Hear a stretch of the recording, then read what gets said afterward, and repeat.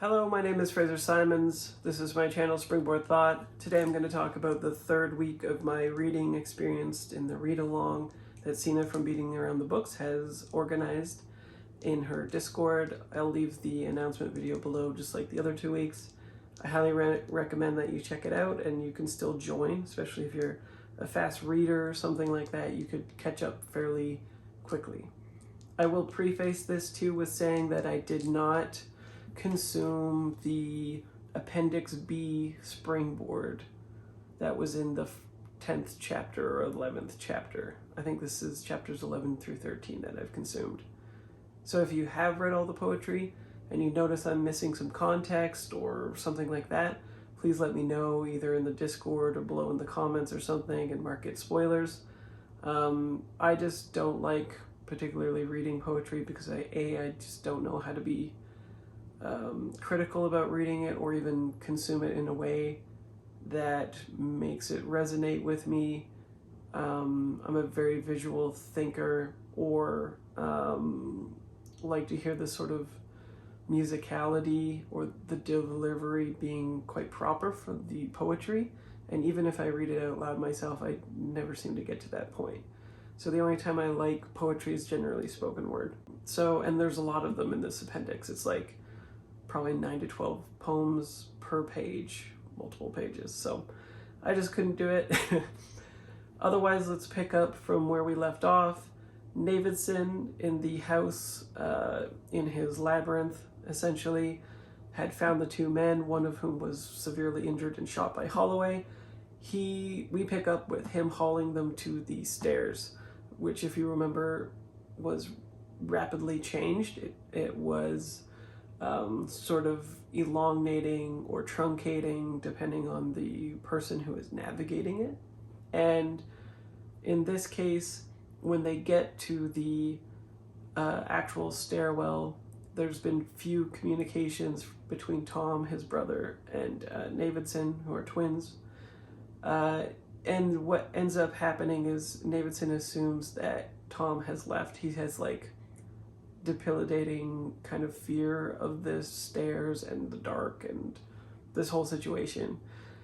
So he was just there to wait for them at like base camp, and it turns out that it seems like he's not there. But then he does show up, and he's built this kind of rudimentary structure, stretcher, and lowers it down and enables both of them to get up, the now dead person and the injured other person, Jed and guy who I still forget, it's like Will or something. But what ends up happening is as soon as the Reston, the man who was in a wheelchair for this jaunt going about, he is taken up for a total of 3 people, I believe, out of the 4. And right when he's gotten to the top, the entire maze starts to shift, radically shift. These stairs begin to elongate, and Navidson finds himself in complete darkness, and we shift to Tom's perspective of what's been happening. He is very aware of the creature on the outskirts, I guess, of the stairs, and he's quite afraid, and he copes up with this as making jokes and little limericks and telling himself these basically satirical stories, all of which is mostly just a defense mechanism, of course, and how he deals with the situation that's unfolding. So it's to contrast how Navidson deals with it with him. And it goes into some of their past as well, where Tom feels like at 37, he was like an orphan child from Navidson when Navidson selected his career and his family over him and didn't have much time for Tom, and he's like the loser guy, except he's more well-adjusted than most people, and people want him around and all of that kind of stuff. Yada, yada, yada. We fast forward to people believing that Navidson has been killed because it's been 3 or 4 days since they managed to pull themselves out of the hallway, And as soon as they do that, the hallway begins to change and recede to the way it was before, where it's only a hallway, there's no open structures and stuff like that, and it begins to get shorter and shorter. And eventually they all but give up on Davidson. It shows the family dynamic some more, and it shows Tom going from a sponsor at AA to someone who's drinking to cope. So his sobriety is completely gone. And Karen is meanwhile trying to organize everybody into leaving for New York, I believe it was. After the 4 days is up, Davidson does manage to get his way out of there, and there's a little bit of detail on how he managed to do that, which is essentially he literally just walked for all of that amount of time and trudged up the stairwells that had become like a 3 or 4 day trek. And when he is finally out of the maze, the house starts rapidly shifting. They barricade the door just in case, but the house's reaction to all this is radical and way more surrealistic than I was expecting. It starts changing its floor plan, it reacts to them as they are trying to leave, attacks them essentially. Davidson has to get Karen out, but she is knocked out because that it smashes her in the head when they're trying to leave, and he clips him and stuff too. So he's damaged. The kids are freaking out, or at least Daisy is upstairs. The rooms are growing bigger and smaller, disorienting people, and it's basically seems like it's trying to consume them. Tom ends up getting Daisy out of the room that seemed like it might kill her. He extends his hands to give Davidson Daisy through the window, and then Tom is consumed by the house. He maybe dies. We see him trying to run on the floor, which becomes like a slide, and also the grooves become like one of those mechanical conveyor belts type deal where he like can't make any progress essentially, and then the floor eventually just melts completely and he falls down into oblivion. And we find out Chad, the son, was outside all along and sort of unaware of the troubles. He meets Reston, who has fixed his wheelchair and gone to the car beside Karen, who is passed out. He's sort of like watching them all, making sure nothing else happens to them outside. It's pouring rain. It's a very grisly scene. And what ends up happening is Chad sort of like freaks him out because he just walks up to them, matter-of-factly gets into the car and waits beside his mother to wake up. So there's some, I don't know, creepy child vibes going on. We also see that the house is ostensibly wanting them to,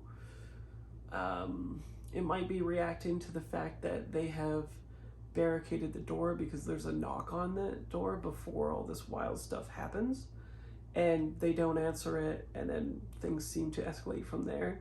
We also go into Holloway's tapes, in which he is talking about what happened to him after he left, and then there's some more mythological paralleling between Holloway and the Minotaur, and also his therapy sessions, which are very much documented ostensibly. All of this is unreliable, of course, but it sort of shows his deteriorated mental state and his propensity for self-harm and his predilection for suicide, basically, and why the maze affects him so much, and why his reaction to things is his soldier mindset, trying to kill it, and why he attacked the men and whatnot.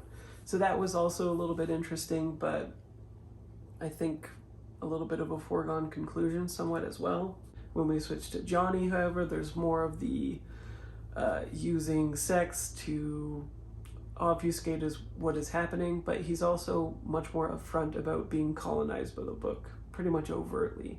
He says that He's more or less retreading the ground of Zampano, who was like a recluse. He is measuring his house with measuring tapes, and then I think he like tapes them to the wall, so essentially if there's any changes that he's going to be aware of it. He is freaked out. He has recompiled these notes on how Navidson and Tom sort of parallel the mythological figures that are biblical and their sort of story, but these have been ripped up and tried to be like destroyed and then so reconstituted into the actual text with these different paragraphs being edited, I guess. So when you're reading it, it can be a little bit jarring and more heavy on the cognitive load, but they're more or less reconstructed and you can guess what is being said between the fillers. It also goes more into the Minotaur, where it is very apparent where Zampano has been trying to censor the Minotaur, I guess, out of the book completely, but it is present, though stricken through by the editor maintaining the wishes of Truant, who we later learn has gone missing.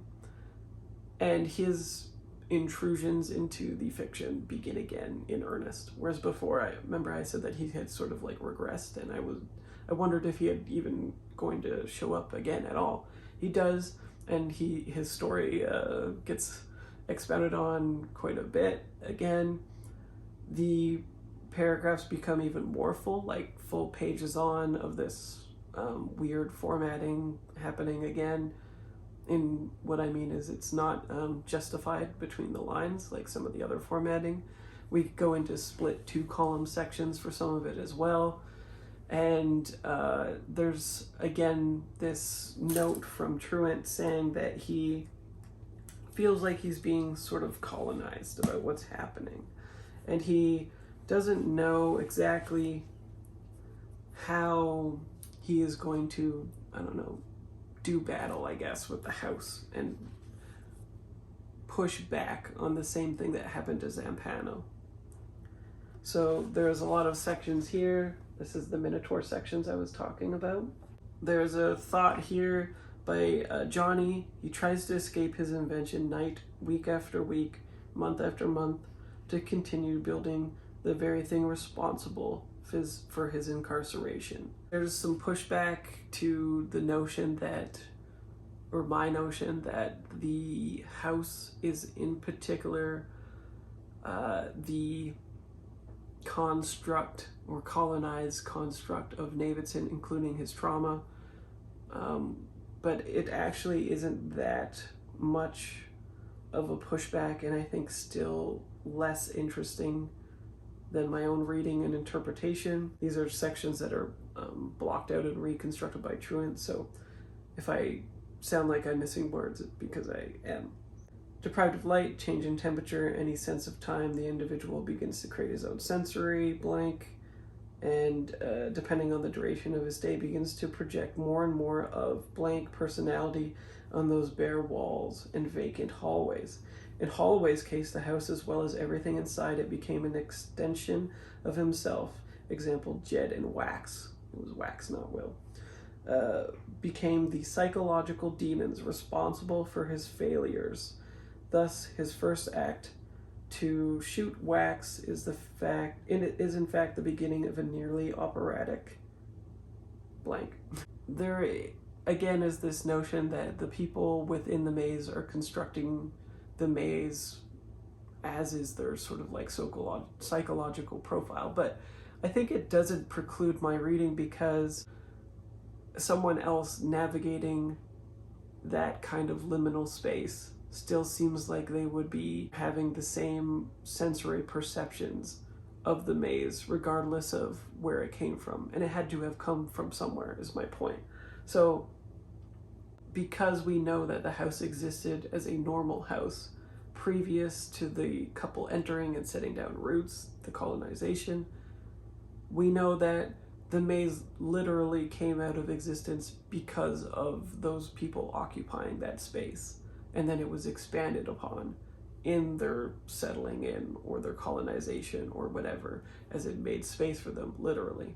So the idea that that liminal space could represent anyone's psychology and anyone's traversal of their own psychology makes little sense to me, because they didn't create the maze. They are affecting the maze as anyone's interactions with anyone else affects their psychology, but they didn't create it. So I still think that that liminal space is directly linked to Davidson himself. And so it still holds up when those people were rescued and the exploration complete, that Davidson sort of shut down himself or self-destructed himself in the same way that his wartime photography stuff would go about as well. When the assignment is done, he has this sort of shutdown, his adrenaline is gone, and he's looking for the next buzz. There's the trudgery back to normal life and existence, and this is literalized in his staircase, in which it takes him days to go back home, literally. It just seems like the exact same thing. And the house turning on them afterwards makes a lot of sense, because he shut down his interiority, right? Like, it only makes sense that the house would try to keep its own existence going, but also at a subconscious level, it being shut out and trying to aggressively assert itself on real world, again, makes sense for the way the subconscious would manifest if it had the ability to, through Davidson. It knows that it won't be interacted with anymore. It, instead of Davidson having dreams or manifesting subconscious stuff in his real life, it has the opportunity to literalize those things in the house, and so takes it. And so a part of me still wonders also if Johnny is constructing this fiction himself, or Zampano, or if this is, again, a all top-down sort of metaphorical exercise for writing actual characters and stories, and the real writer, for whatever that means, begins to assert itself in the fiction more as the editor makes notes. A lot more notes saying, like, Truant didn't expound on this, he made a note but he didn't do it, or just more edification happening. And so we still don't know who the editor is. Is it supposedly the actual author of this, or is there a different editor? Because it says that it's edited by Truant, right? We don't know who this other editor is. So it's all very interesting to me. I wouldn't be surprised if it is still a representative of trying to write an actual story and being colonized by the story itself as you were creating it in your head. If it was a metaphor for fictional writing and for the relationship between the two, that makes some sense to me. But it's also a very subjective takeaway, of course. I'm sure not all writers feel like they have that relationship with their fiction, but some might. You know, when I finally went back to the house to retrieve the high eights, I couldn't believe how quickly it had all happened. My leap looked so easy, and that darkness doesn't seem dark at all. You can't see the hollowness in it, the cold. Funny how incompetent images can sometimes be. So I think that's another reason why the film is presented in this structure and in this format. It is trying to be much more comprehensive, and again, probably try to recreate the same sort of colonizing, aggressive attitudes that the text has on the characters with the actual reader. We end Johnny's sort of debauchery and his, I don't know, sort of self-imposed seclusion and mirroring of Zampano with this paragraph here. Zampano is trapped, but where may surprise you? He's trapped inside of me, and what's more, he's fading. I can hear him just drifting off, consumed within digested, I suppose, dying perhaps, or though in a different way, which is to say, yes, thou sees me not, old man, but I know thee well. I can see myself clearly. I am in a black room. My belly is brass, and I am hollow. I am engulfed in flames, and suddenly very afraid. How am I so transformed? Where, I wonder, is the Phalaris responsible for lighting this fire, now sweeping over my sides and around my shoulders? And if Zampano's gone, and I suddenly know in my heart he is very, very gone, why does strange music continue to fill that black room? How is it possible the pipes in my head are still playing? And what or who do they play for? We also have some sort of maybe postmodernism thing where Johnny is beginning to think that he might only be like a character as well, maybe, in this section. That this thing has created me, not me unto it, but now it unto me, where I am nothing more than the matter of some other voice, intruding through the folds of what even now lies there agape, possessing me with histories I should never recognize as my own, inventing me, defining me, directing me, until finally every association I claim as my own, from Raymond to Thumper, Kyrie to Ashley, all the women, even the shop and my studio, and everything else is relegated to nothing.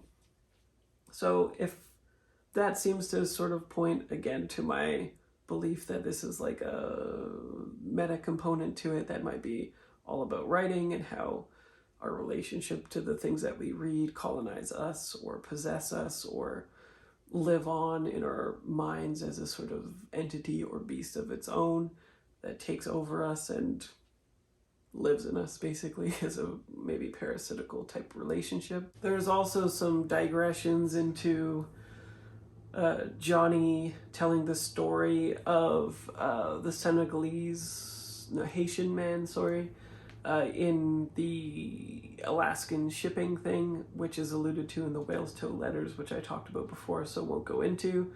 But so I have this thought in which, was his mother madness being propelled or perpetuated by Johnny's own letters to her, which seem to be these actual pages? We see the check mark that she asked for is on an early chapter, or a few chapters back anyway, and she directly references the Haitian story in this, as well as his Pomeranian,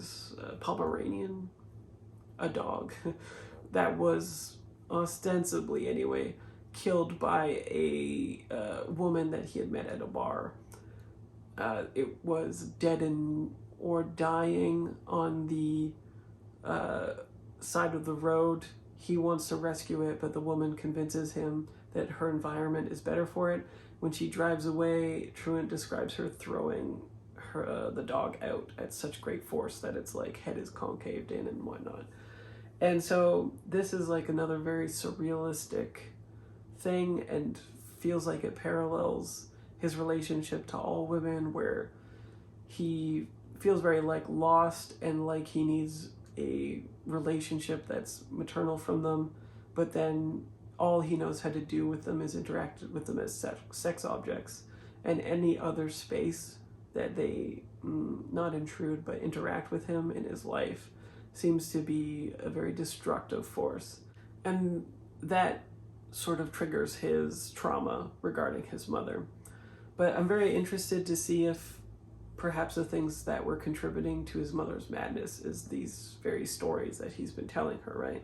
Even we know that a lot of this is fake. We know where he is, just mirroring Zampano and everything, but I wonder if the end of this will become something that explains the self-harm and the suicide of the Whalestoe letters that we see, and if that is true or not, as well as what has happened to his mother in the institution. I'd like it if more is expounded on those things as to if they are true or not, or if she has some more credibility in the things that she is saying. And yeah, it just makes a lot of sense, because all of the intertextuality between each of these instances, the appendix and the Johnny story and the main film that is unfurling, are very interconnected and have very complex relationships where they're influencing each other to a great degree, it seems like. And so I wonder if the Whalestoe is just a foreshadowing of her death from Johnny's letters and his overall story. Except the vandal known as Myth always slaughters reason if she falters. Myth is the tiger stalking the herd. Myth is Tom's monster. Myth is Holly's beast. It's blanked out. Myth is the Minotaur. And then on the mother's side, where I was talking about how it's clear that the mother is feeding into this as well, I still would never have succeeded had I not received that September, only weeks later, words to find me, my mother's words, tenderly catching my history in the gaps, encouraging me and focusing my direction, a voice powerful enough to finally lift my wing and give me the strength to go outside.